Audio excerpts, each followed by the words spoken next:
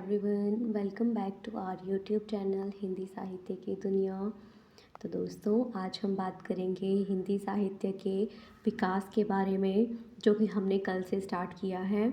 हिंदी साहित्य के सूत्रपात के बारे में हमने कल बात की थी, लेकिन आज हम उससे आगे पढ़ेंगे कि हिंदी साहित्य का विकास कैसे धीरे धीरे हुआ।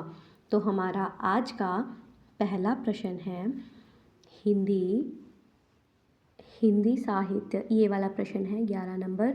हिंदी साहित्य के इतिहास को व्यवस्थित रूप देने का श्रेय किसको जाता है? हिंदी साहित्य के इतिहास को व्यवस्थित रूप देने का श्रेय किसे जाता है? तो वो जाता है हमारा आचार्य रामचंद्र शुक्ल जी को। किसको जाता है? आचार्य रामचंद्र शुक्ल जी को। हमारा 12वां प्रश्न है, आचार्य रामचंद्र शुक्ल जी के इतिहास ग्रंथ में कालों का नामकरण का आधार क्या रहा? मतलब जो आचार्य रामचंद्र शुक्ल जी ने अपना इतिहास ग्रंथ लिखा है, उसमें जो उन्होंने टाइम लिखा है, मतलब जो उन्होंने समय के अनुसार नामकरण किया है, जिन जिन क्या कहते हैं उनको, लेखकों का, तो वो आधार क्या रहा है? वो रहा है युग प्रवृत्ति। युग प्रवृत्ति क्या होती है? जो उस समय चल रहा था, युग प्रवृत्ति के आधार पर हिंदी साहित्य के इतिहास कालों को दोहराया गया। मतलब किस काल के, जैसे आदिकाल हुआ, भक्ति काल हुआ, रीतिकाल हुआ, आधुनिक काल हुआ, उस काल के अनुसार उन्होंने अपना इतिहास ग्रंथ लिखा है। हमारा अगला प्रश्न है 13वां प्रश्न, आचार्य रामचंद्र शुक्ल जी ने हिंदी साहित्य का इतिहास किस नाम से लिखा? आचार्य रामचंद्र शुक्ल जी ने जो हिंदी साहित्य का इतिहास लिखा है, वो किस नाम से लिखा है? हिंदी साहित्य का इतिहास नाम से ही उन्होंने हिंदी साहित्य का इतिहास लिखा है। हमारा अगला प्रश्न है 14वां प्रश्न है, ये वाला प्रश्न है हमारा, आचार्य रामचंद्र शुक्ल का हिंदी साहित्य का इतिहास मूलतः किस भूमिका के रूप में लिखा गया? मतलब आचार्य रामचंद्र शुक्ल जी ने पहले इतिहास नहीं लिखा था, लेकिन वो हिंदी साहित्य के बारे में लिख रहे थे, लेकिन वो किस भूमिका के रूप में लिखा था? वो लिखा था हिंदी शब्द सागर भूमिका के रूप में। किस भूमिका के रूप में लिखा है? हिंदी शब्द सागर भूमिका के रूप में लिखा है।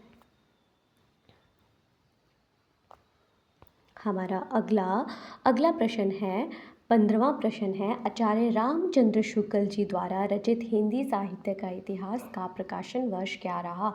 मतलब जब उन्होंने हिंदी साहित्य का इतिहास लिखा, तो वो पब्लिश कब हुआ? लिखना तो उन्होंने बहुत पहले से स्टार्ट किया होगा, लेकिन जब वो प्रकाशित हुआ, तो वह वर्ष था हमारा, कौन सा वर्ष था? 1929। कौन सा था? 1929 वर्ष था। हमारा अगला प्रश्न है 16वां प्रश्न है, आचार्य रामचंद्र शुक्ल जी का साहित्य इतिहास ग्रंथ हिंदी साहित्य का इतिहास नागरी प्रचारिणी सभा से प्रकाशित हुआ। हिंदी शब्द सागर की भूमिका किस शीर्षक में लिखी गई? मतलब आचार्य रामचंद्र शुक्ल जी ने अपना जो ग्रंथ है हिंदी साहित्य का इतिहास, वो कहाँ से पब्लिश हुआ है? कौन सी सभा से? नागरी प्रचारिणी सभा से प्रकाशित हुआ। तो वो हिंदी शब्द सागर की भूमिका से हुआ था, लेकिन उसका शीर्षक किस नाम से हुआ था? हिंदी साहित्य का विकास। किस नाम से हिंदी साहित्य का विकास शीर्षक से वो प्रकाशित हुआ?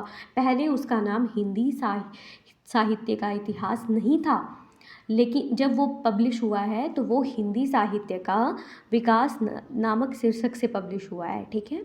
हमारा 17वां प्रश्न है, आंग्ल भाषा में लिखा गया हिंदी साहित्य का क्या नाम है? क्या नाम है हिंदी साहित्य का? आंग्ल भाषा में जो लिखा गया हिंदी साहित्य का इतिहास है, उसका क्या नाम है? उसका नाम है sketch of Hindi literature. Sketch of Hindi literature. अब हमारा अगला प्रश्न है 18वां, स्केच ऑफ हिंदी लिटरेचर के लेखक कौन है? स्केच ऑफ हिंदी लिटरेचर के लेखक हैं एडविन ग्रिब्स। कौन है?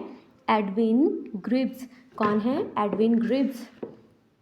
हमारा अगला प्रश्न है 19वां प्रश्न है, the modern vernacular literature of Hindustan का हिंदी अनुवाद किसने किया? अब मैं आपसे एक क्वेश्चन पूछूंगी, आप उसका आंसर मुझे कमेंट सेक्शन में देंगे।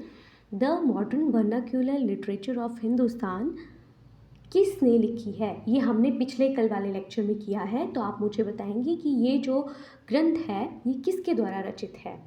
ठीक है, पर मैं बता देती हूँ इसका अनुवाद हिंदी में किसने किया? किशोरी लाल गुप्त ने। किसने? किशोरी लाल गुप्त जी ने।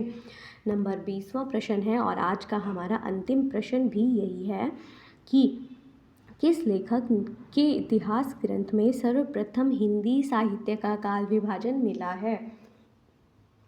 किस लेखक के इतिहास ग्रंथ में सर्वप्रथम हिंदी साहित्य का काल विभाजन मिला है? तो वो मिला है जॉर्ज गिरियसन। किसके साहित्य ग्रंथ में मिला है? जॉर्ज गिरियसन जी के। धन्यवाद दोस्तों। इसी तरह के प्रश्नों के लिए आप हमारे चैनल के साथ जुड़े रहें, लाइक करें, शेयर करें और